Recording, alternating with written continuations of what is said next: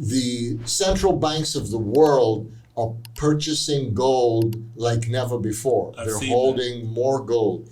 The central banks of the world are selling their dollars. But that's because of what Biden did with Russia, though. Yes, that was. I think that was a mistake. No, because you don't think the sanctions were a mistake? I think they overreached. The point is that the United States needs perpetual wars to continue to exist. It is an empire that is dying. That is the problem with the United States. So the point is that you need to keep pumping, because war is extremely profitable.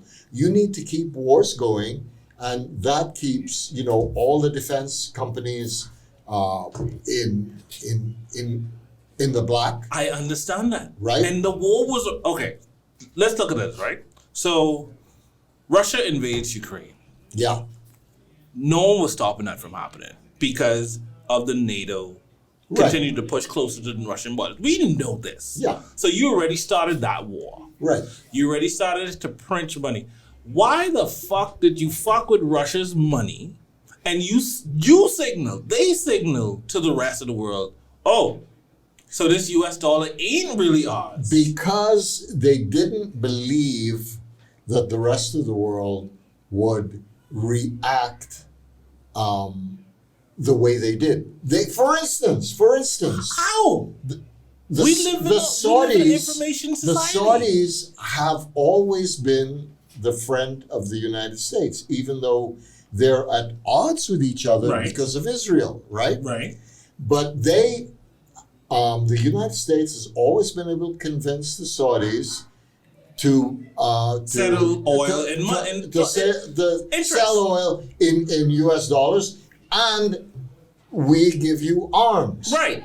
Yeah. We sell you arms. So we have an interest here, and it goes this whatever. This is the first time that the Saudis have said, go screw yourself. Because you've showed everybody that whatever it is that you earn based on your own resources, your services, and your territory, if you settle in US dollars, if you piss me off and I'm a senile old fucking man, I will take the stupidest, obvious option on the table.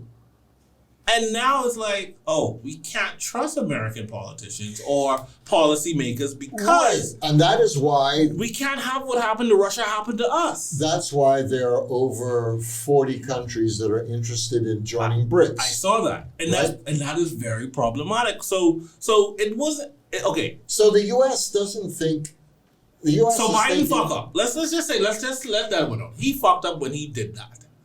Because you could have had that war going on. You could have continued to stoke those fires. You could have continued to send so much money and military might to Ukraine to allow the proxy war to happen. Without freezing $300 billion of Russian US dollars. And guess what? They would have that if they didn't do that aspect, I think everything would have been fine.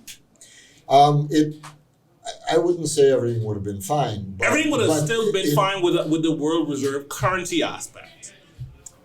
They still feel that everything is going to be fine with the world reserve.